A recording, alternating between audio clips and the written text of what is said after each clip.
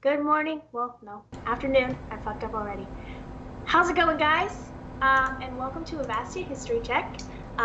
This is the first episode of our little talk show that we're going to be doing every once in a while.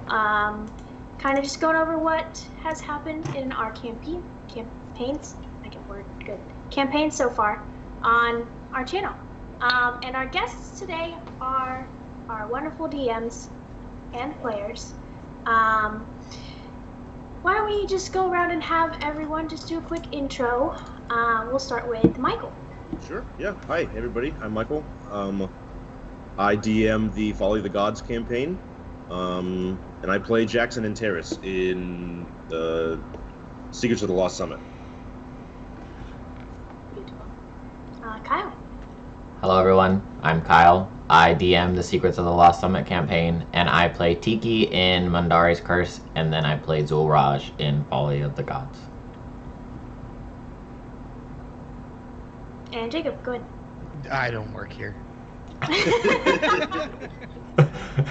everybody, my name is Jacob, and I'm the DM for Mandari's Curse. Yep, that's the one I DM, and I play Zap the Booyog in Secrets of the Lost Summit, and Bravado Strongjaw in Folly of the Gods. Good. That's not what you said before we went live, Michael. Oof. I don't remember. Ruh-roh. I think that sums it up right there, buddy. I mean, it is Sunday. We're all a little groggy, I think. A little. Yeah. Jake, Kyle, and I were up until like 3 a.m. last night playing Apex together, so that puts anything in perspective. Nice. You're not Guys, supposed to tell people that, Kathryn. That's I'm not ashamed. those are secret stories that we tell people. I didn't think this through wearing a gray shirt. My face and everything's just melding into my seat right now. You don't have to use the talk show background. I've committed to it. I'm You know what? We're gonna make that a new spell. Melding into chair, not stone. Chair. Chair. Or should we I use that spell quite often. meld into chair? One would say it's a signature spell of mine. I mean, it starts out fine. You just sit there and then slowly recluse until no one sees me in it. Okay, so I actually did prepare a little bit, believe it or not going completely off the cuff here. So I kind of wanted to start just going over what's happened in each session so far. We can start. I'll just go through each one. Trust me, I have notes for all of them. Oh, good. Good, because I don't. Get called out about Guys, potholes and inconsistencies. imagine preparing, like... Like, so why did you fuck us up over here? So this plot hole I found in your story. It's only been one session. How do you have those already? Spiders. Why did it have to be spiders? Anyways, we'll start with Folly of the Gods because that was the first campaign that we premiered here, which is lovely Michael's campaign. Correct me if I get anything wrong, but I just kind of want to go through what's happened so far. We're only 2 sessions into Folly of God so far. Right. Started off with our lovely cast of characters at a festival in the capital city of Skratafel of the Eldarian Empire, correct? Yep. We have, amongst the cast of characters, Jake and Kyle here play a couple of characters there. Jacob is playing Bravado, Leonin Barbarian, who has set out to prove himself worthy to be king of the United Tribes of Leonins in the Mountains. Am I wrong? Oh, that's right. Okay. And then we have Zulraj, who is a Luxodon paladin. Mm-hmm. Honestly, can't really tell you much about him so far. He seems very... I wouldn't know what to describe Zulraj as. Yeah. I mean, you're not wrong. He's just there. He's just along for the ride. Kind of seems like it, yeah. Don't really... I mean, he had a couple of friends... a couple of dwarven friends that came along with him into Skrotafell at the beginning, and he lost one of them. Yep. When bandits attacked the festival following the Emperor's address, about kind of like the history behind the festival and everything. And then, not with us today, we have Kisalor, who is a purple druid, and his companion, Iofan Forget, aka Fanny, a grum rogue who likes to hang out in their bucket, just get carried around by Kisalor, sneak around, steal from the pockets of people that they deem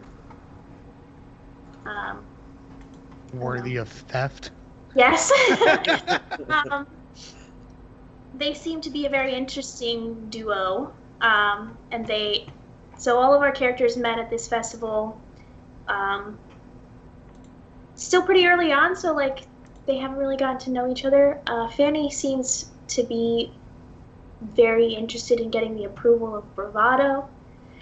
And then following the attack on the festival, they were called upon by the Emperor to further investigate these bandits that attacked, because they poofed off into smoke after they were vanquished in the fight, and it's some weird shit. And then they went to... First time I'm actually looking at my notes here. Oh, you need the city name? The village? Odensfeld. Yes, Odensfeld. To talk to Jarl Vincent. Who is not the greatest of... This very slimy character. Very slimy.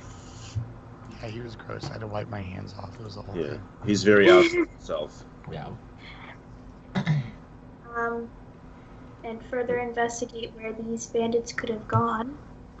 We learned that the Jarl Vincent has been working with these people for quite a while, and scraping off the top, embezzling a little bit of the harvest, I guess, of Wodensfeld, and keeping a lot of it for himself, to the detriment of his people. And our party was not fond of that. And where we left off in our latest session was with the party invading the cult stronghold underneath the mill outside of Wodensfeld, where Fanny got a little freaked out when they saw a Balhanoth. Yes. What the fuck is that? A Balhanoth is a creature of the Shadowfell. It's in their own layers, they can alter reality. And you just had one of those sitting there? In session 2? I wasn't gonna have you guys fight it. Don't worry, I'm not that evil of a DM. I was always intended. Okay, so since we're past that moment, I intended for as soon as you walked in the room, it was gonna screech and then go into a portal. Like that's gonna happen. I was gonna make you make con saves, and if you failed, you would be deafened, and then it would disappear, and then you'd fight the cultists. But that did not happen because our sneaky little Grung rogue went unnoticed. But after this Balhanoth went away, the party fought the cultists, were able to subdue one of them, and I believe plan to bring them back to the Emperor. And that is where we left off with Folly of the Gods. Did I miss anything big? I don't think so. I think that was everything. Cool. Hmm. Cool. Okay. So, moving on to Mundari's Curse, which is Jacob's campaign. This one is set on the seas of around the Bantalock Isles. Mm-hmm. Feel like I spelled that wrong in my notes. As long as you say it right, that's all that matters when You're not wrong. Starting off on the pirate ship Aelith's Revenge, which is run by Captain Zindo Talon, who is a very what's the word I'm looking for? grotesque. Asshat. That's a couple of words, not either of the ones I was looking for. Foreboding, perhaps? Yeah. In a way, there's many rumors surrounding this man and, like, legend behind him that makes him more threatening to those that know them. What happened... So we're 2 sessions into this campaign as well. I am a player in this campaign. I play Mariana. Kyle is also a player, plays Tiki. We'll go through that in a second. We started off with our party on Aelith's Revenge, following gunfight with the... Is it Eastopia trading company? Yeah. I think. Going through their loot and everything. The cast of characters we have there: myself, Mariana, half-elf monk, a little bit of an asshole, definitely an alcoholic. But, you know, if she cares about you, she cares about you. You know, she put herself in the way of fire for those that she deems worthy in her book. We have Tiki, Aarakocra cleric. It's an interesting character for sure. Rambles a little bit. He was not a big fan of Talon either. And then we have, not with us today, Ashley's character, Kilo, who is a fledgling warlock, discovering certain powers that not even she knew she could do. And then there's Vayas, along with his companion Chomp, bless you, Michael, played by Tyler, a lizard folk ranger. Beastmaster ranger? Yes, he's playing Beastmaster, and he's playing the revised ranger from Unearthed Arcana. Gotcha. We each had our own roles on the ship and everything, and but we kind of started off... I really enjoyed, like, the RP early on in this game, just because a lot of the NPCs that Jake has created are hilarious. Like Snoz, just, I think it's hilarious because he was, I guess, the punching bag in a way. But yeah, so we started off with there being a lot of the crew on Aelith's Revenge unhappy with the way things have changed recently, and how Talon has been running his ship. So the party attempted to have a mutiny against Talon, take over the ship, and get rid of him. Fortunately, legends are true about Talon. He's got a lot of things under his sleeve that not many know, and he was able to prevent it. But our party was able to escape because of some weird teleportation that character called Madame Jamal, alongside Kilo. You still haven't really figured out what the fuck happened there.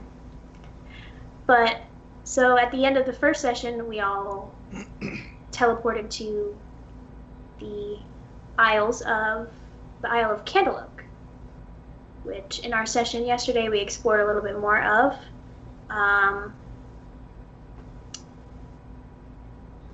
Where we ran into a leprechaun who brought us to, what's it called? Something Willow. The Gleaming Willow. Yeah, the Gleaming Willow.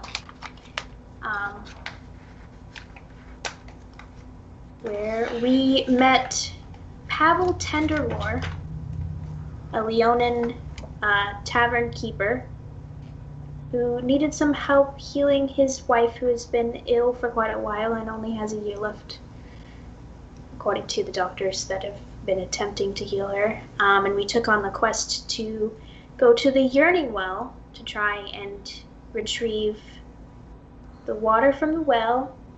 That is kind of a flip of the coin whether it would heal or the opposite of heal the person that consumes it.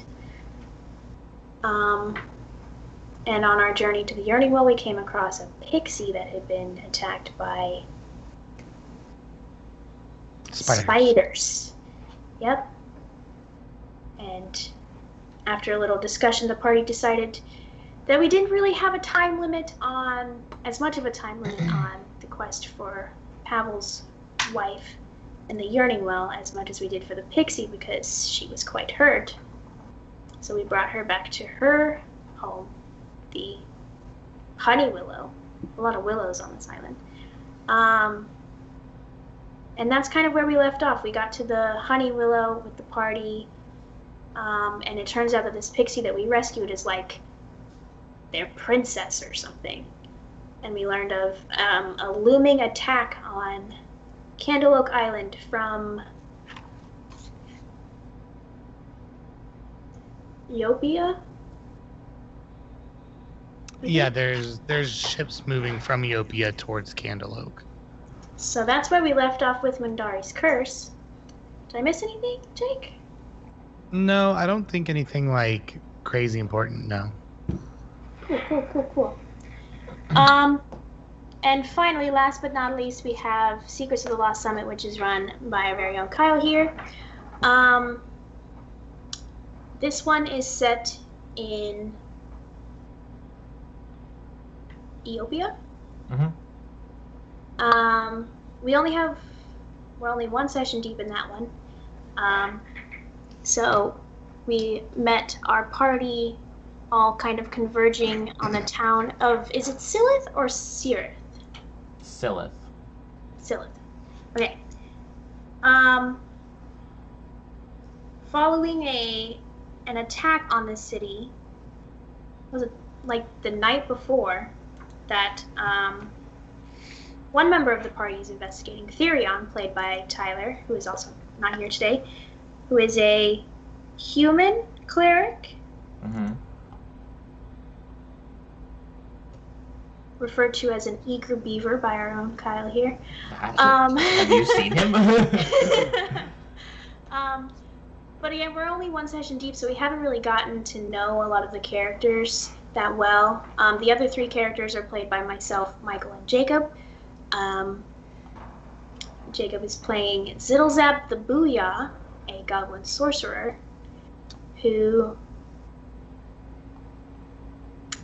How would you describe Zittlezap, based on what we know of him so far? Standoffish, cold. Yeah, a little bit of an asshole. And then there's Jackson and Terrace, played by Michael, who is a human blood hunter. Yes. And myself, I play Danny DeLeon. True name, Ophelia Antares, twin sister of Jackson.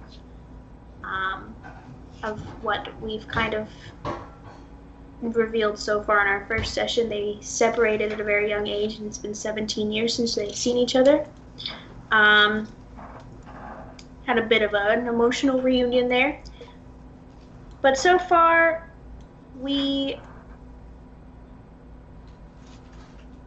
not too much has happened. I mean, we had Therion was investigating this attack. trying. There was some suspect they had named Truth or something like that. Truth. But figured it wasn't him by comparing the size of his wolf's paw print to the ones left behind by whatever it was that attacked the city. And then the city was set upon by a band of goblins that had smuggled their way in a bunch of barrels. And that's kind of where our party joined up after this fight to try and track down, because at the end of the fight, a big hound just like appeared and ran off with a couple of the goblins, and we're like, what the fuck is going on? So that's kind of where we left off this session. The direction we're going is to track down that dog and why they're attacking the city of Silith. Miss anything there? Nope, I don't think so. Cool. Awesome.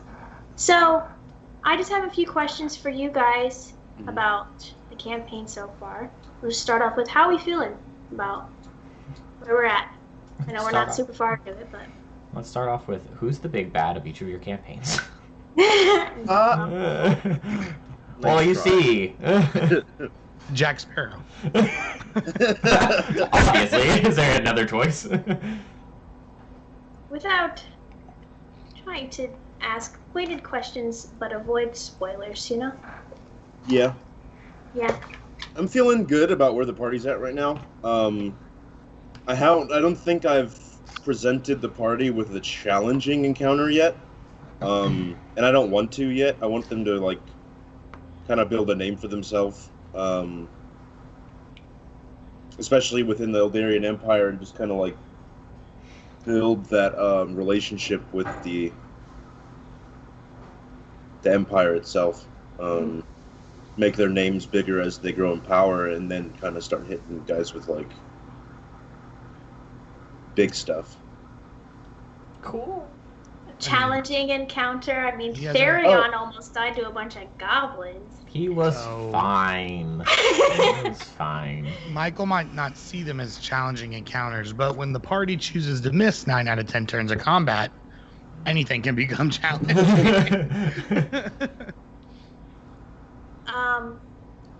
How about you, Jake? How you feeling so far? I think things are going well. I'm excited to see over the next few episodes how you guys will handle some of the things that are happening.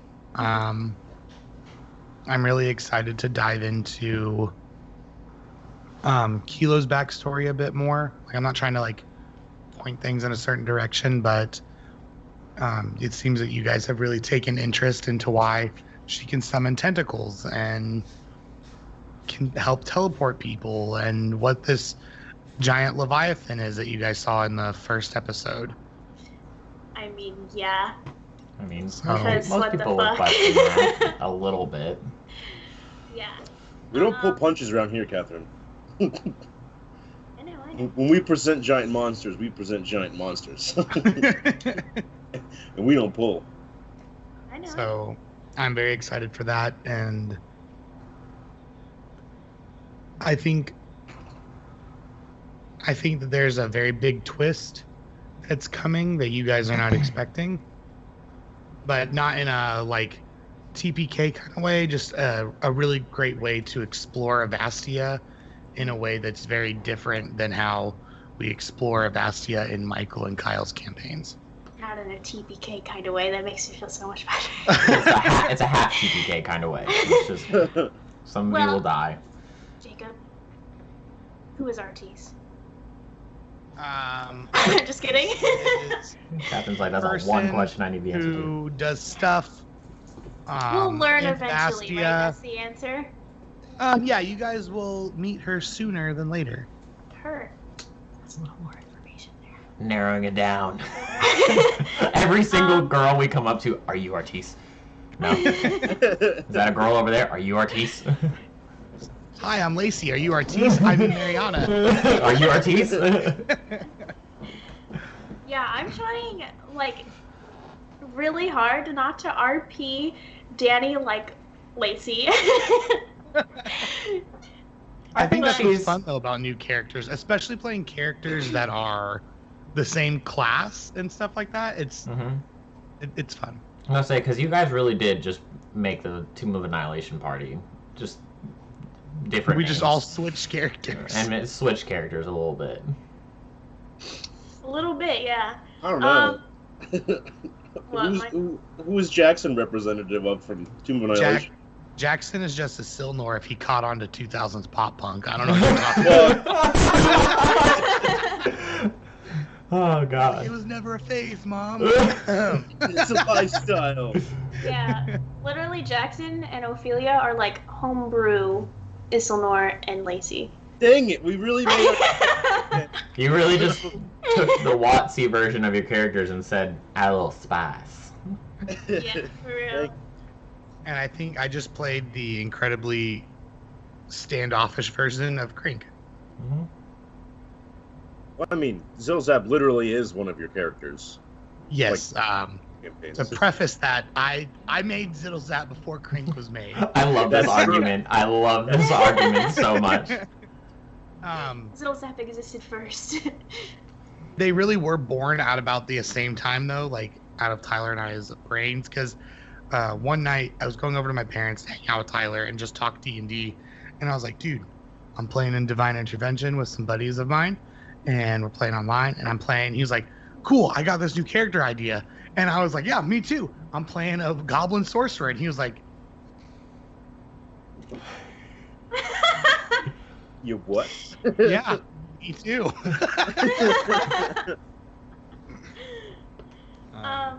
Yeah, that was good. But he's a divine soul sorcerer, right? Yeah, we did have some differences, like on how we play them and how they're built. He wanted to stay more of that like pure sorcerer, and I like to mix and mingle classes. So Right. So the next question I have for you guys, wait, did we talk to Kyle about how he's feeling so far? I don't know if we did. No, we haven't. nope. Kyle, We how just you made feeling? fun of how we have all the I mean, same two I'm feeling characters. good. Session 1 went about how I expected it to. And I'm trying really hard this campaign compared to like Tomb of Annihilation, which Tomb of Annihilation was pretty like open to what you guys wanted to do. But I know Harry Potter wasn't quite as open, so I've tried hard to keep it to where I want you guys to really just decide what you want to do. And I like how with what you guys did in session 1, there was many ways that you could have gone on like continuing with your journey. So like you guys got that choice and you got to decided to go find the dog that just appeared. So yeah, like I have a bunch of like different like branched out ideas of where you guys go from like each part in the campaign. So it's just kind of seeing which one you guys decide to go on. We gotta find the path he hasn't prepared. Yeah, I feel that. I feel like that's Do a really it. hard aspect of being a DM of a homebrew world. Mm-hmm. Is like I want you to explore this world we created. But I also want you to do the story that I've written. Right, exactly. But like that's why like I have when like writing, I wrote a bunch of big points that I want you guys to hit, and you guys will hit them. Like I'll figure out a way to get you to them no matter what. But I tried to have like 4, 5, 6 branching ways from each point to go off of, and then it'll all meet back at another point, and like that type of thing. So yeah, it's just interesting to see which one you guys picked. Yep, exactly. But yeah, I'm excited. So, to kind of go off of that point about like the parties going totally off the rails, have there been any curveballs so far that you weren't expecting from the party? No. We're not that far into it, but My only curveball was Therian almost dying. yeah. Yeah, That man rolled 4 nat 1s in a row, and I was like, dude, you need to stop. Like, I wouldn't have let Therian die in episode 1. I that's not something I would do. But like when he rolled that nat 1 on his death save, I was like, Tyler, I can't help you this much, dude. What are you doing? Mine But that was was mine. Oh, I'm No, sorry. that was my only one. So So mine was I had it in the back of my head, possibly, that you guys would attempt to just remove Talon from the boat and take the boat. I mean, we tried. Right, yeah. So I in the back of my head, I was like, that seems like a Kyle plan. And that could just be from knowing Kyle for many years. I was like, his plan would definitely be, well, if I have a boat and he doesn't have a boat, I can run away from him. He's not wrong. So that's that's just his thought process on things.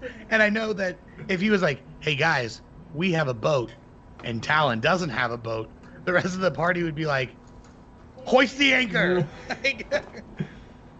So that was why he had the teleportation stone, was just in case something like that happened. But that was really the only curveball. You laid out stage a mutiny right in front of me. Oh no, that's what I wanted. I wanted you guys to stage a mutiny, but I also wanted it to, in a way, not be. It was successful, but not in the way you guys had hoped, because I like the idea of you guys becoming this renowned group of pirates that you guys do bad things sometimes, but also do them for the right reason. Like, am I just making 4 anti-heroes? Probably, but I wanted there to be some type of people you may have to visit later. So. I mean, Becca says that myself, Kyle, and Tyler were there. What else would you expect? Which is a good point. Yeah. Oh, I mean, you guys all played in Descent, and I was like, this party is going to be so much fun to play with. Like, I already knew it was going to be a great time. And I know that you guys all buy into the pirate theme, which made it so much better. Yeah. So another question I have for you guys is, do you have a favorite moment so far, both in the campaigns that you are DMing and the ones you're playing in? Yeah, I have but I'll go first. Yeah, go right ahead. So for Mandari's Curse, I really like the scene where where Mariana realized that Candleoak doesn't have a lot of alcohol on the island. I also worked very hard to make the dandelion a big pun, and I don't know if anyone caught it. I mean, I talked to Kyle about it, but the dandelion is run by a dandelion because he's like super nice and stuff. But and I tried to make him dress all like an old man, and I laughed very hard while I wrote it. So like coming in and no one going, I was like, it's a swing and a miss, but it's all right. I laughed at it. Like, I just think it's interesting that we both have that dandelion metaphor, like for my character in Kyle's campaign. He told me about the dandelion, like the tavern, as he was writing it, because he wanted to make sure it wasn't dumb. I was like, yeah, that sounds great. And then I said something about your character, and he goes, what did you just call her? And I was like, that's her name, Danny the Lion or whatever it is. I was like, it stands for dandelion. And he was like, fuck.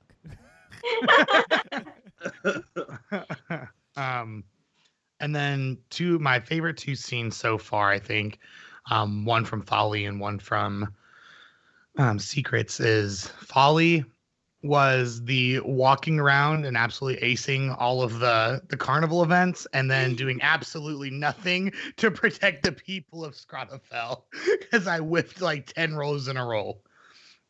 It'd be like that sometimes. So that was a lot of fun, and I really just enjoyed the carnival thing. I love roleplay moments like that. And then for Secrets, absolutely going ham with daggers as a sorcerer made me very happy. I think that that made it interesting. And then having to save Tyler with a healer's kit.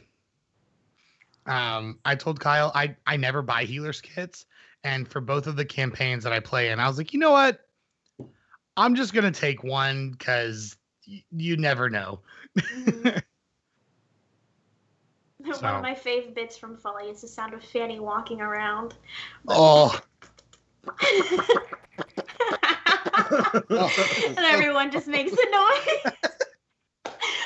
Honestly, I love Fanny so much. Fanny is great.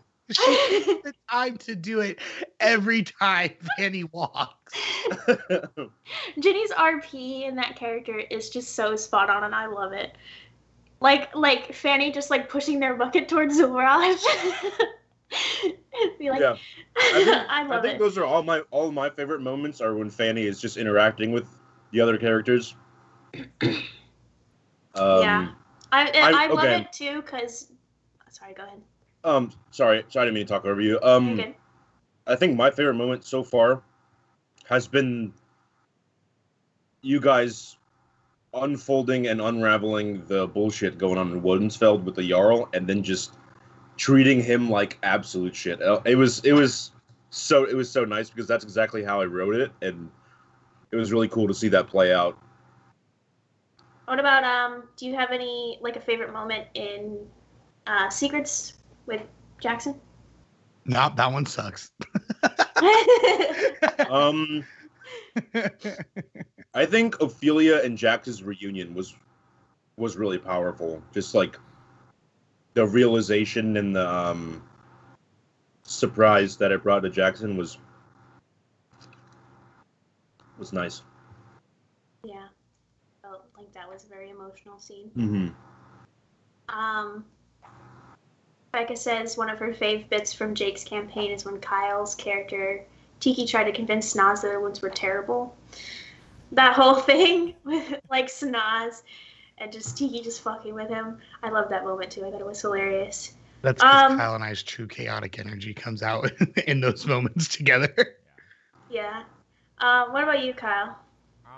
My favorite moment from Folly, well, more moments. I mean, we all just love Fanny, and I love the way that Fanny tries to be like so sweet and caring for Zulraj since Thudig died, and it's just like always around Zulraj, just like, okay, okay, are you sure you're okay? And then for Mandaris, I really like the scene where after we first teleported, we were sitting on the beach and we were all just freaking out, and then we started like praying ridiculously. I really like that scene. And then in my campaign, I love how you guys have, especially like fighting the goblins when it was Therian and Jackson, you guys like immediately formed like a little bit of a bond with each other when you had to work together to fight the goblins. And then like the breakfast scene with Therian and all of you, I was very impressed and interested to see Tyler be the one that brought like the party together, because Tyler doesn't typically do that or like that part of D&D. Tyler's very much a power gamer and just wants to hit things with as many abilities as he can. So he was like, I'm gonna be the one who brings this together. I was like, look at you. So like that whole like scene of him joking around with Jackson while fighting, and then making breakfast for all of you guys and making you sit with him and stuff. I really like that part so far. I thought it was a very interesting way to get you guys. The funniest thing too is Zittlezap and just Jake actively fighting against him the whole time. Like, everything that he tried to do, that Therian was trying to do, Zittlezap was like, no. It's funny because Tyler was like, I don't know what to do. Tyler and I are not like, that's not the relationship we have as brothers. Him and I are very close and don't argue. Like that just doesn't exist. And so he like, whenever we finished that first session, he was like, you're not mad at me, are you? I was like, no, dude, I love you. I was like, no, I just am playing a very asshole character right now. He's got some growing up to do. He was only born 4 days ago. All right, so a couple questions from chat. Becca wanted to know kind of like inspiration for the characters that we have in the campaigns. I don't know if she wants to know mine as well or just you guys, but we can start with we'll start with Jake again. Go ahead. Woo! All right. So I'll just go over both. I know I kind of dove into where Ziddle Zap came from, but the reason I made Ziddle Zap whenever we first started playing was the Goblin race had just come out as a playable race, and I thought that was really cool because I always loved the goblins from Lord of the Rings. I thought that they were really cool, and I loved like everything about them. And I also had wanted to try to play a sorcerer, like a spellcasting class, and I'd never done that before. But then I just kind of came up with this idea that he's got a very in-depth backstory that Kyle, Mike, and Michael both know, and I think Kat knows a bit about it. But he was heavily inspired by just to protect people that he cared about, and then his art. I wanted like a bit of like the Green Goblin from Spider-Man to show through. And you can kind of see that in his face, I think, a bit, which is really cool. And then Bravado. I'd never played a Barbarian, so I wanted to play something different. Most of you, if you've been here for a while, know that I love to play Rogues and Bards. Those are my two favorite. But I wanted to do something different. And so I decided to go with that. And then Leonin I chose because it had just come out maybe 4 or 5 months into writing these campaigns. And I just think the Leonins are really badass from Magic the Gathering. Excuse me.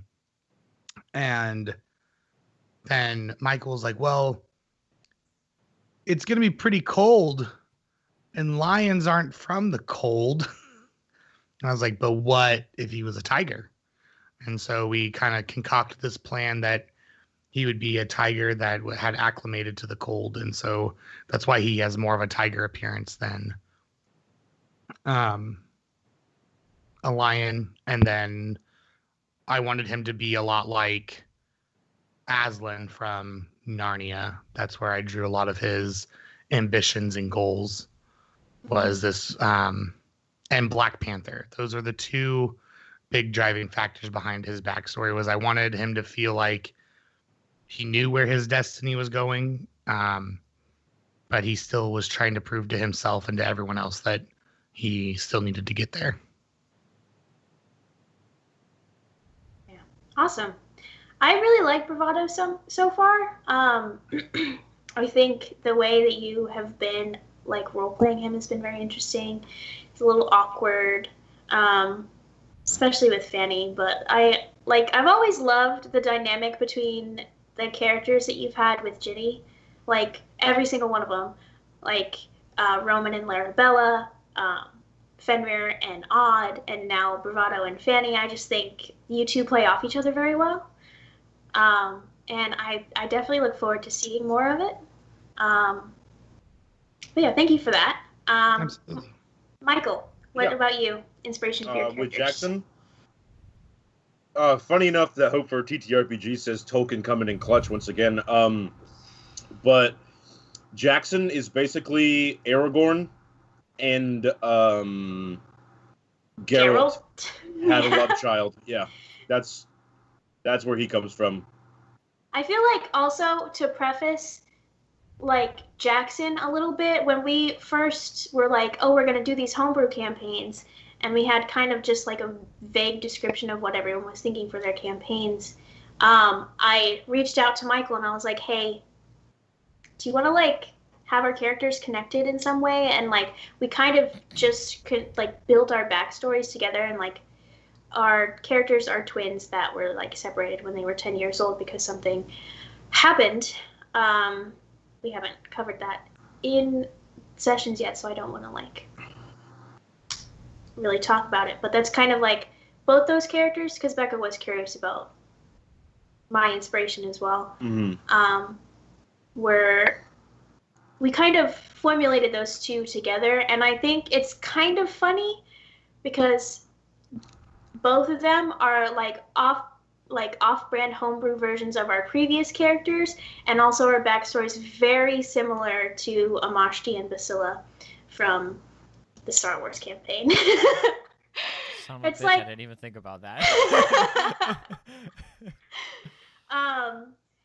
But I really wanted in at least one of these campaigns, because I felt like previous characters that I've had were very like individual and not really that deeply connected to anyone, just like straight off the bat. I really wanted to have some sort of relationship built with one of the other players.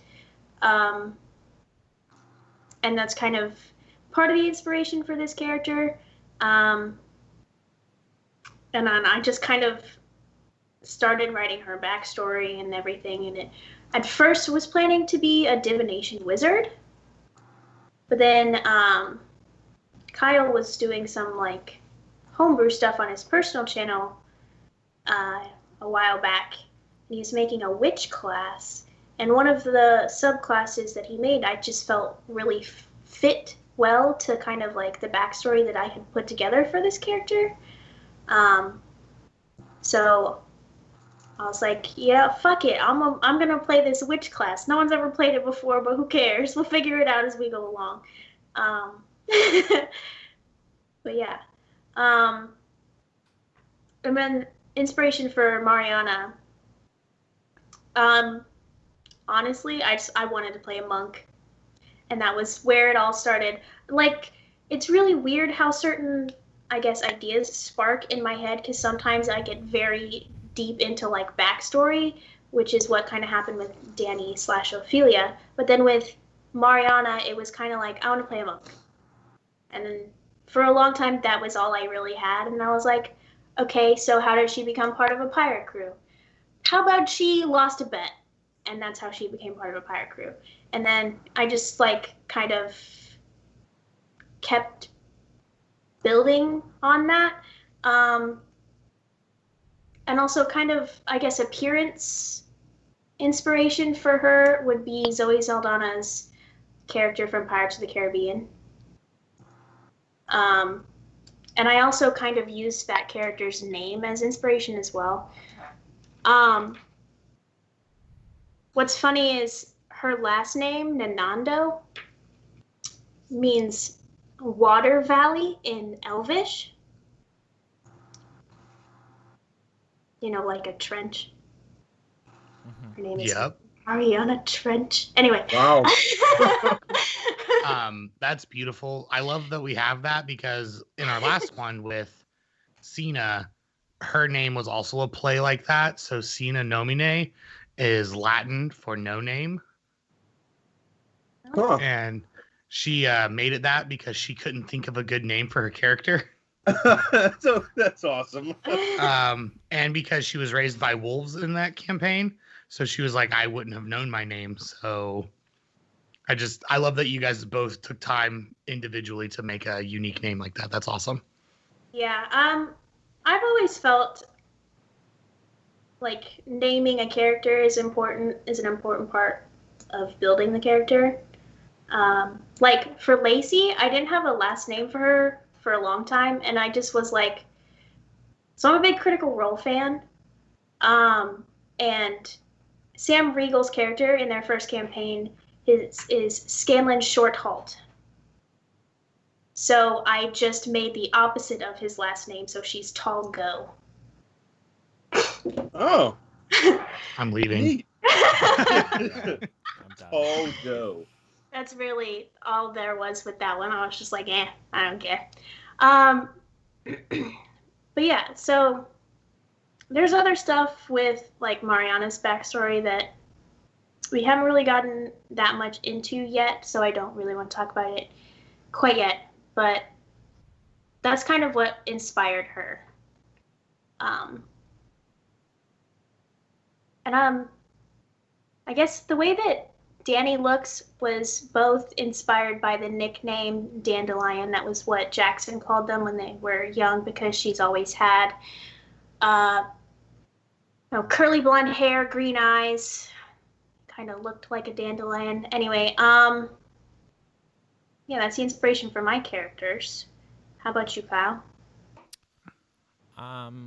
For Tiki, we haven't gotten into his backstory a whole lot, but it's based off of a character from one of our one of the campaigns that started off saving throws, which we didn't stream or anything like that, that Michael ran. I made an Aarakocra cleric for that campaign, and Tiki is very much based off of him and connected him to him in different ways that we'll find out later. Looks wise, I don't know. I wanted to kind of look like a parrot. I didn't want to look like the typical Aarakocra as like an eagle-looking or a hawk-looking bird person.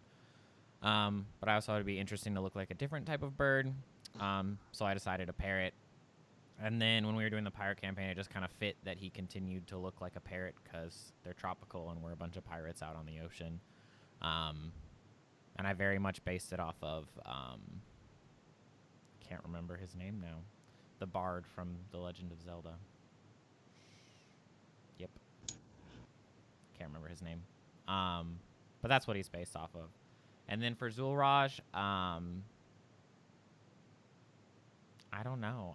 I didn't really have a whole lot based off of him. I know that, like, personality-wise, I kind of wanted him to be kind of just, like, quiet and, like, quirky. So, like, he's based a little bit off of, like, how Jeff Goldblum is. And then, obviously, like, Manny from Ice Age because he's a freaking mammoth.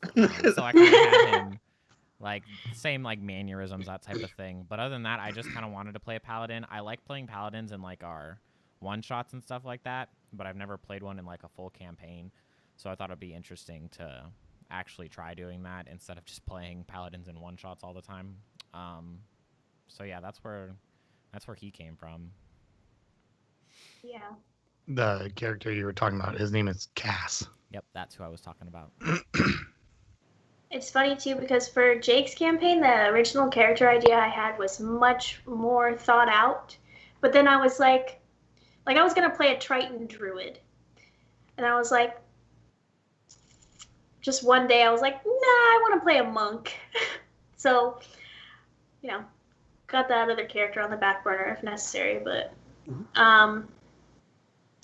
yeah, so we had another question from chat from Alex of the Field. He wanted to know more specifically about story inspiration for each campaign. We could start with Kyle this time.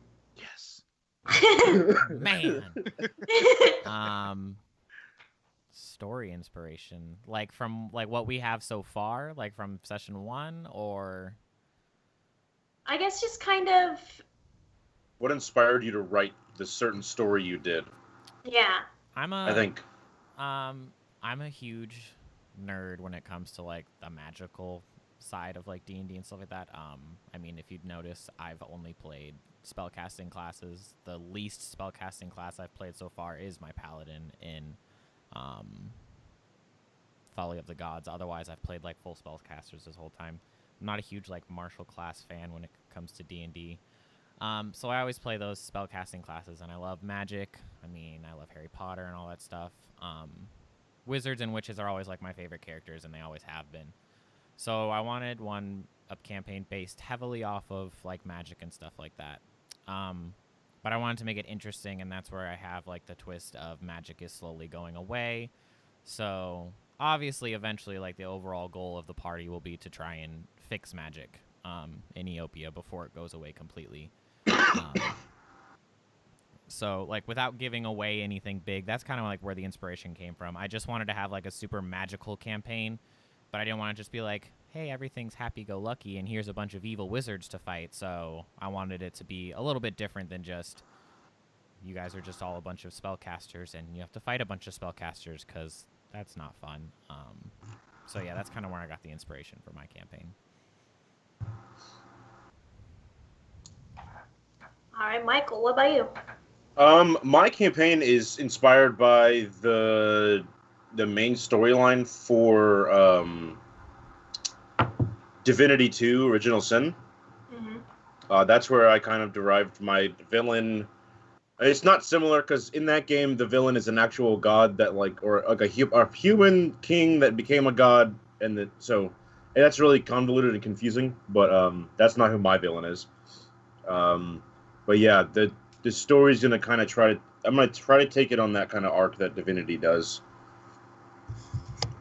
Because it, like, especially with, like, the world between worlds kind of aspect from that game, That's also something I want to do, where you like each of the characters will speak to a specific deity. So we'll see what happens when we get there. But yeah, that's basically what I was. That's what inspired me, was that game. Mm-hmm. I see a lot of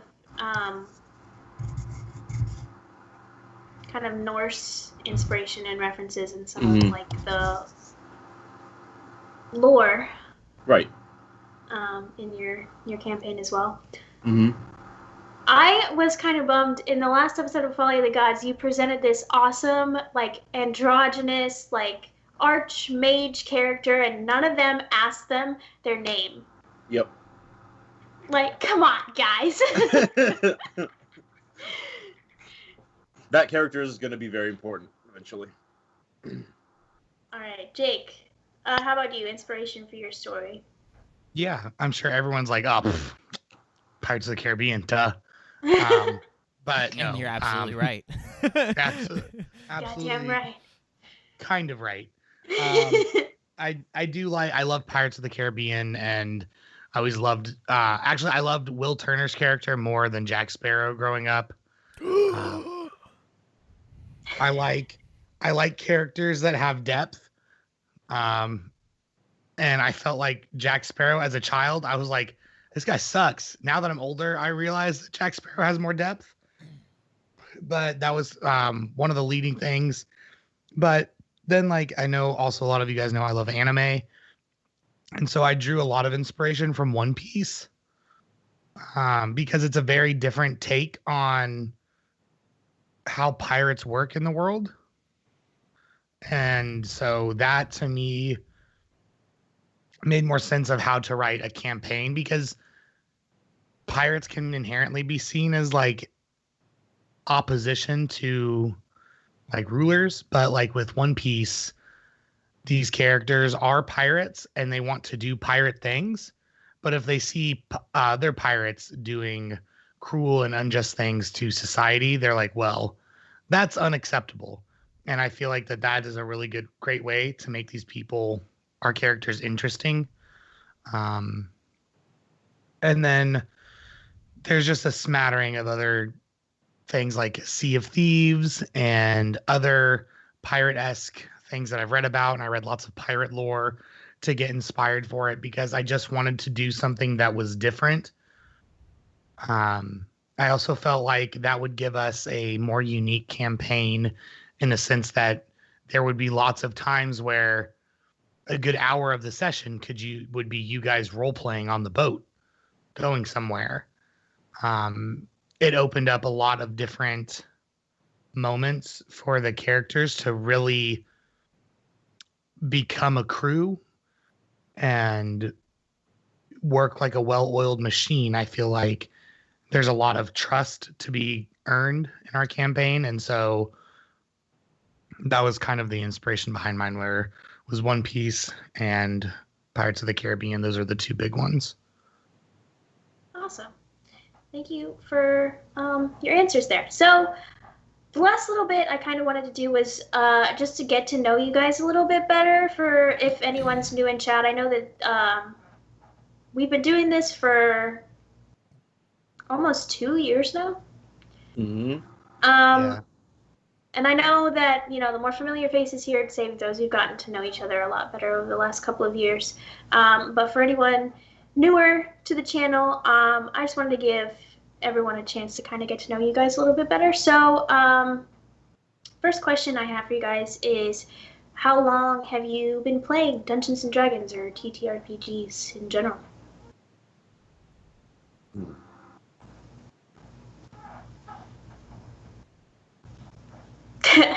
Does calculations.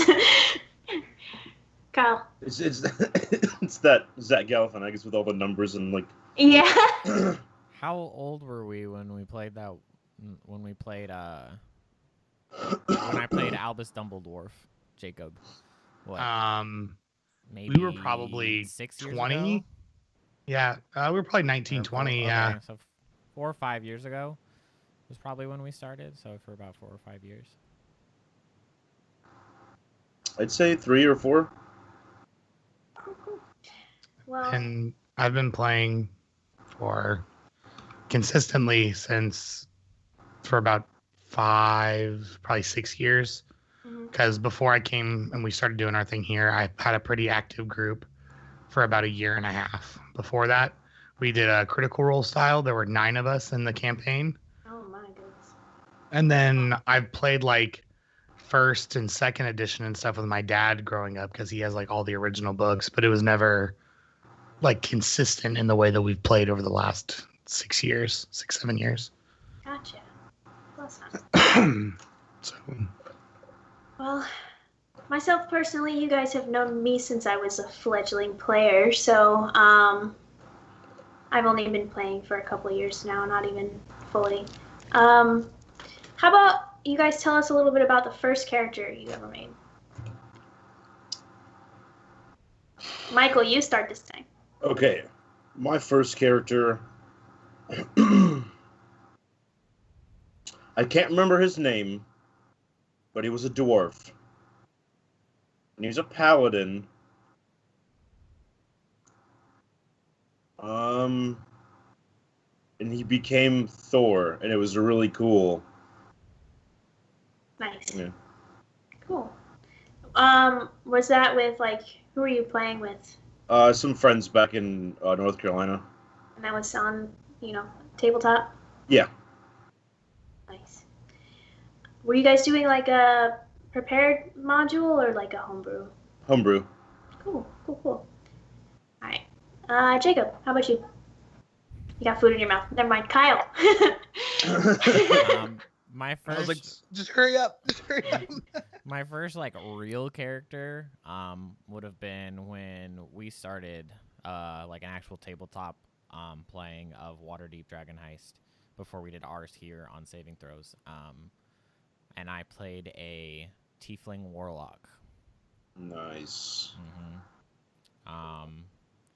The typical, like, he was purple, wore like bright white robes. I don't even remember where I got the inspo. Right? I was a normie back then. But yeah, he was like the typical edgelord. He was based off of Moon Knight, so that's how he acted all the time. Yep. Awesome. And he had like an owl familiar. It was a lot, but I had fun playing him for the little while that we played that campaign. But that would have been my first like real character. What, like, patron and pact was your warlock? I don't even remember. He was Archfey? No, he was the evil one. The Fiend? I think he was Fiend. Great old one? No, he was Great Old One, because I had, I even had, the Moon God be his, like, patron. like Moon Knight. Like Moon Knight's actual best. Like I was, I was not original, okay? Leave me alone. Yeah, and that's why he had an owl, because they were nocturnal. It was a whole thing, and I don't remember what my pact was. It might have been Pact of the Tome. Gotcha. How about you, Jacob? That seems like something you would play, Kyle. Back to the Tome. You know what? Leave me alone. Okay. I've grown a little bit. My first character's name was William A. Nightshade, and he was a halfling rogue. I played him all the way to level 14 in a homebrew. His backstory was that Mask, the god of thieves, was attempting to take over his body to be reborn because in 5th edition Mask is dead. He often like struggled with that, and his alignment fluctuated on the days that Mask gained more control than normal. And the way that we combated that was that when we rolled on like the trinket table, I rolled a music box.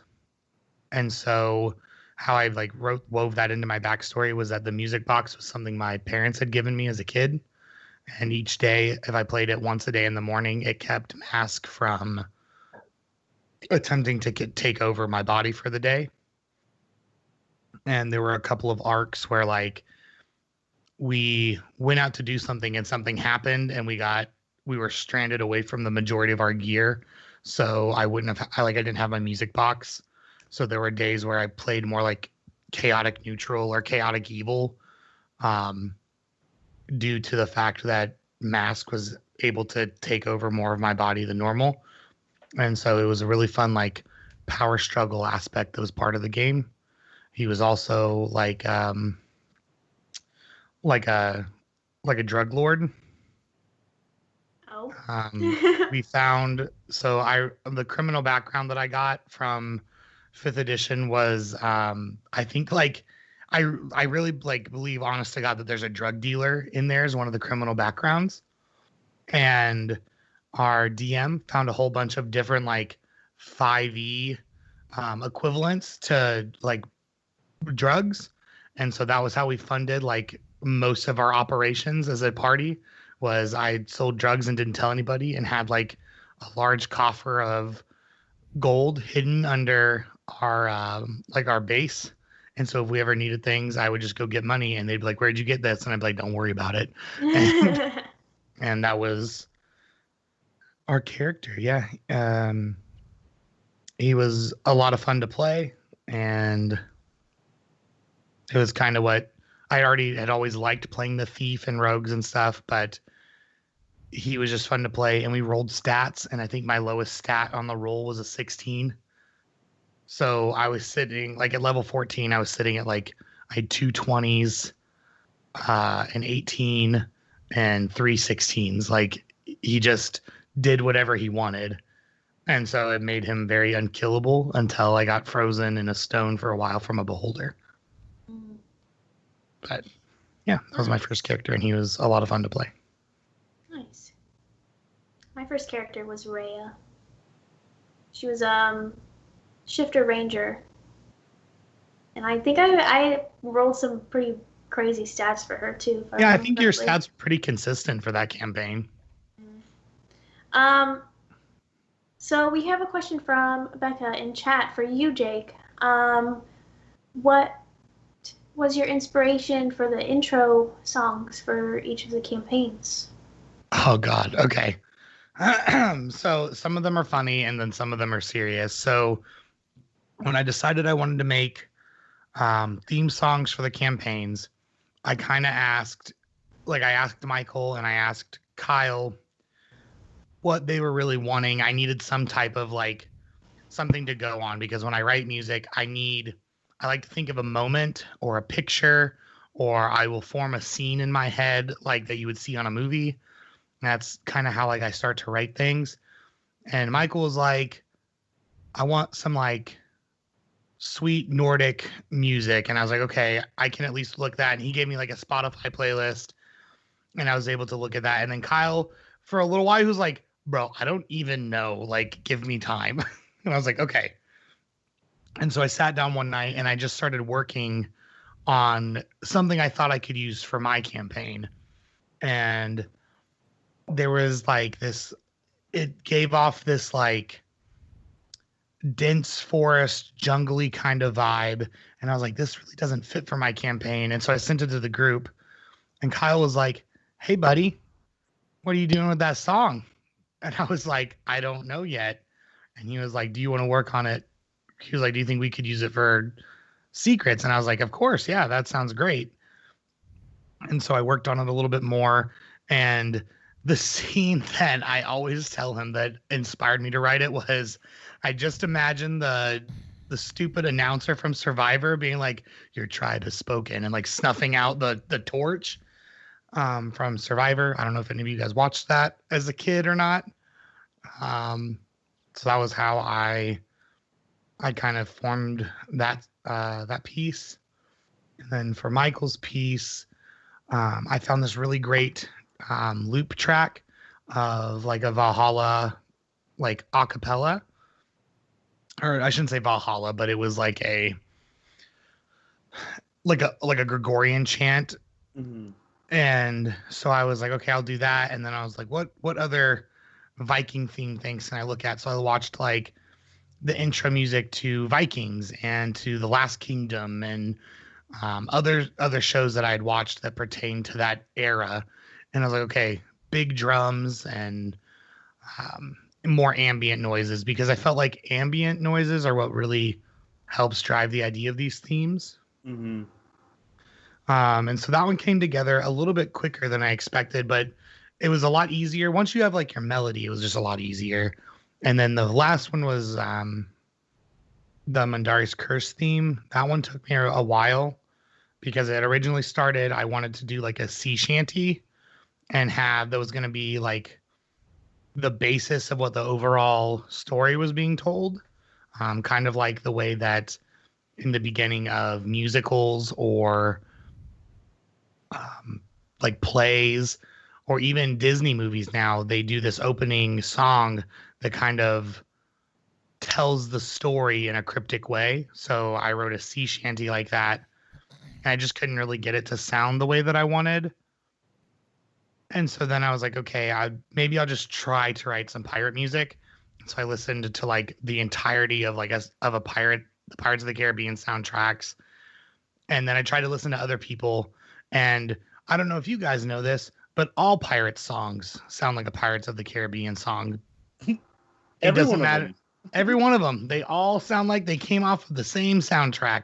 So I was like, okay, every pirate song has dun dun dun dun dun dun dun dun dun dun dun. And so I put that into the song, and I was like, okay, that works. And then I was like, okay, now I need some cool bass. And like I found a really pretty contrabass sound. And I was like, okay, we're just gonna go like some simple, basic like bass lines. And I was like, okay, this is great. And I just kept building and building and building. And then I had like a little breakdown. And then I wrote the melody, which the melody of it was just the melody I wrote for the sea shanty. Because I really liked the melody. And then I added in a bunch of ambient noises like the wind and the rain and the cannons and people fighting and stuff like that, just to give it that full effect. But I think that was my creative process, and my inspiration behind them were like things like The Last Kingdom and Vikings for Michael's, that Survivor scene for Kyle's, and then Pirates of the Caribbean music was what I used, and melody that I made for a sea shanty. Awesome. Thank you for that question, Becca. So kind of like the last, I guess, talking point I have for today is, do you guys have a favorite race or class to play? Eeny, meeny, miny, mo. Go ahead. Answer it whenever you're ready.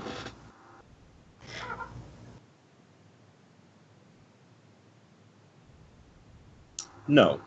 No? I like all of them, and I will play anything. That's fair. Yes. Yes? I like to play rogues and bards. Those are my two favorites. Playing a barbarian was a win for me on this one because I typically hate martial classes, excluding the rogue.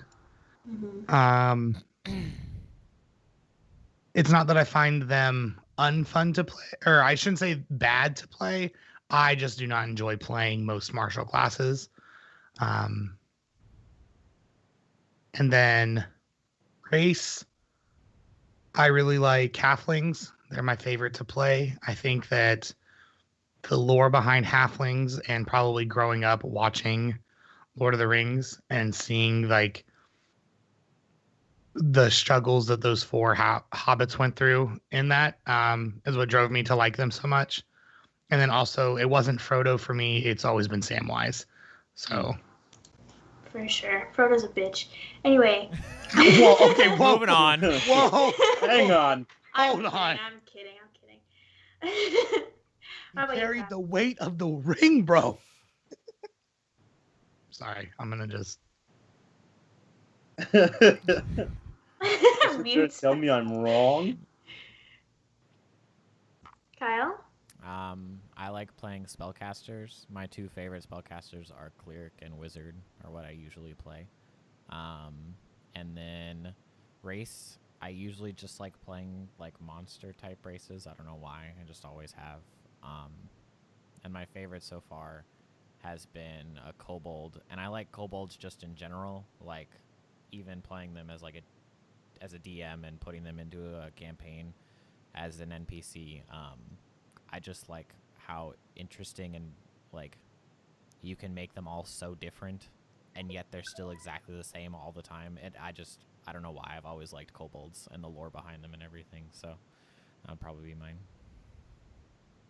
Well, as an addendum to that question, like, if you like to play spellcasters, do you have like favorite spells that you like always have to have? Fireball, duh. No. I'm trying to think of what one I always love having.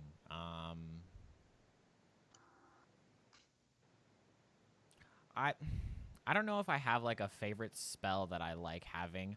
I like trying to find the spells that people don't use a whole lot and trying to make them somewhat useful, because I know there's spells that are inherently better than other spells. Like if you don't take fireball, there's something wrong with you. But at the same time, it's fun to find like those weird like niche spells and then trying to find a place to use them correctly. Like I found the Word of Radiance cantrip for Tiki. It's in like Xanthar's Guide. I never even knew that it existed until I made him. And I was like, I've never seen like this cantrip. Like I've never seen it, and I've never seen anybody play. I was like, I'm gonna try it, and it turned out pretty well when we had to fight off all those spiders. So, I probably don't have like a favorite spell, but I like looking at all of the options instead of like when I make a wizard, I don't just go and like, all right, I need fireball, and then I need firebolt, and I need to have haste, and I need to have all like wall of fire. I like finding those other ones that people don't always use, and stuff like that. So yeah, I feel like when I made Lacey, I like missed the target on certain spells that are kind of like, why the hell do you not have this spell? Mm-hmm. There's definitely some that like you should have. Like if you're a wizard, you probably should have like haste and fireball and all that stuff. But like also at the same time, if you have enough room to have one or two of those fun, just quirky spells, I think those are always fun to have and then to throw out there. Like I loved having levitate in Waterdeep because I had never seen that one either. And when we fought, I don't remember who it was. We fought somebody, and I was like a nimble ride or something. Yeah, I was like, I cast levitate, and Michael was like, what the fuck does that do? I was like, he's just floating in the air. He can't move. And he was like, well, that sucks. That was a lot of fun because I'd never used that spell before. So I was like, why not? So yeah, stuff like that. Mine was control water to keep us from not drowning in wine in Yep, the closed that was room. That was beautiful. That was hot. That was incredible.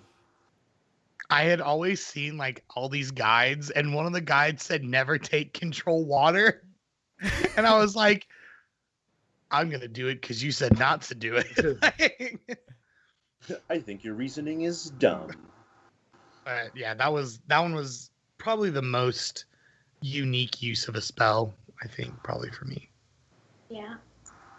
Yeah, that was pretty... What's up? How about you?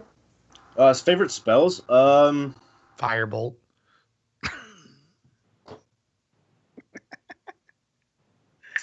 I'm a big fan of Maximilian's Earthen Grasp. I think that's a fucking cool spell. That's a cool ass spell. Yeah. Because it immobilizes enemies, and it's just its hand that emerges from the earth and grabs. I just think it's so cool. Oh, you know what spell I really like, Kyle? Hold person with a Gloomstalker Ranger. I'm surprised he didn't hang up the call. I don't think he was listening to us. I don't think he remembered. He's blocked out that memory. Which one? Hold person. I said my favorite spell Ranger. is hold person with a Gloomstalker Ranger. Oh, shut up. Or I really love any illusion type spell because I love how creative you can be with them. If you really put your mind to it, you can really come up with some interesting things to do with like illusion spells. I'm excited to see kind of like what magic I can play with as Danny. But how about feats? Do you guys have any favorite feats? I feel like the two on my body. Okay. Sentinel's pretty nice. I love Sentinel. Sentinel's a good one. Yeah. Warcaster. Hmm. I like the tough feat. Yeah, I knew you were gonna say that. Or, the best feat in 5e, Lucky Feat. Lucky. Can't Oh, go wrong. you know what feat I took? Polearm Master. I took skilled with Philly in Waterdeep, and that was ridiculous. I think I had 14 skills that I was proficient in at level 5. Damn. That's disgusting. One It that just you just pick 3, like whatever you want. Just pick 3 skills and you're proficient in them. the one I took with Toto that I didn't know if I was gonna like was mobile, and with the right character, that it's a lot of fun. Yeah, I'm kind of a fan of the observant feat. I've used it on like 2 characters now, but I haven't really gotten to like use it. And I just can't wait to be like, hey Kyle, I can read their lips over there. Tell me what they're saying. I think I took alert. That's just when With everybody Roman. knows a language that you don't know, Kathryn. Mhm. Duh. Why is everyone in Eastopia speak primordial? It also made my passive perception a 20. Yeah. I think I took alert and it does the same thing. Like if you take proficiency, like with Roman, I think I took proficiency in perception and then also had the alert feat. And so we were running around and I was like, hey, Kyle, I have a 25 passive. And he was like, why does your 9-year-old have a 25 passive perception? And I was like, it's just a build, buddy. It's just a build. Like, that's fine. I mean, it's fine. You can have a 25 passive perception. That just means you see the T-Rex first. Right, yeah. You're the first one to see it. Didn't see those fucking chicken lizards when they killed them though. Exactly. Oh, no, he saw him. He just didn't have time. he saw them eat his body. But yeah, the tough feat coupled with the draconic ancestry for sorcerers means that every single level you gain a d6 plus 3 plus your con every single level for your hit points. So like right now, once like level 4 hits, if I'll probably take the alert feat or tough feat, he'll like average, like the average roll will give him 10 hit points. So it's just really consistent and really good for sorcerers because they're so squishy. Oh, the sorcerers are squishy. Okay. He's a squishy boy. I mean, not unless you take, like, to me, the draconic ancestry is like everything you would want for a sorcerer because they get good, they get great AC on top of a lot of hit points. Yeah, I'm just saying my Danny's pretty squishy. Well, I mean, yeah, but like also it doesn't help. Like, so draconic, you get the 13 plus your dex instead of 10 plus dex. So. Yeah. Well, I think that is all I have to talk about today. So, we'll go ahead and sign off.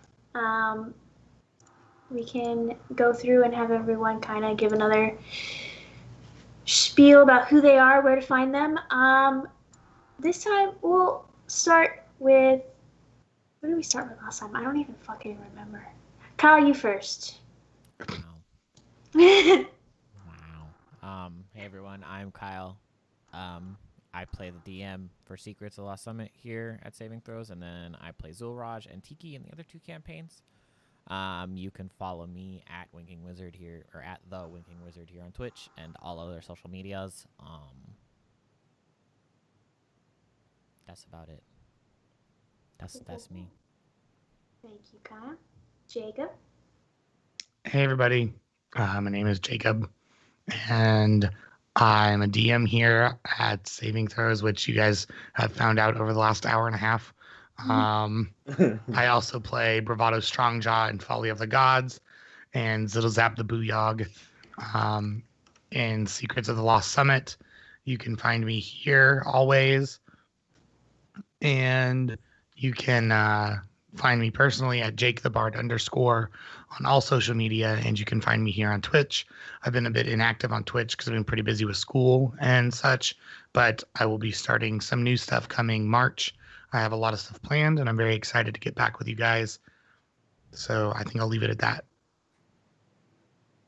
Michael, last but not least. Yeah, I'm Michael. I play Jackson and Terrace in Secrets of the Lost Summit, and I'm the DM of Folly of the Gods. You can find me here and on Twitch and Twitter at Darth Brennan. Yeah, that's it. I guess that leaves me. Guys, thank you so much for coming out. I'm Kat, aka That RPG Chick. You can find me on pretty much any social media platform under that username. This has been a lot of fun, and I look forward to doing this every once in a while with you guys and potentially other guests that we may have come along. I appreciate you guys spending some time with me and just chatting. Make sure to come back tomorrow evening, 8/7 Central, for Session 3 of Folly of the Gods. Wednesday, 8/7 Central, for Session 2 of Secrets of the Lost Summit. And Saturday at 11 a.m., 10 Central, for, if we wake up, for Mandari's Curse. Don't forget to, exclamation point merch in chat to get some cool new merch, as well as following our Twitter and joining our Discord to stay updated on certain things, like who will be the next guest when we have another episode of Ivastea History Check, which we'll be doing every 2 weeks. So we will be back with this show February 28th. Guests to be determined. But thanks again for everyone coming out. Thank you guys for sitting here and talking about Dungeons and Dragons with me for however long. But have a great day, and don't forget, adventurers, it's assemble. Bye-bye. See ya.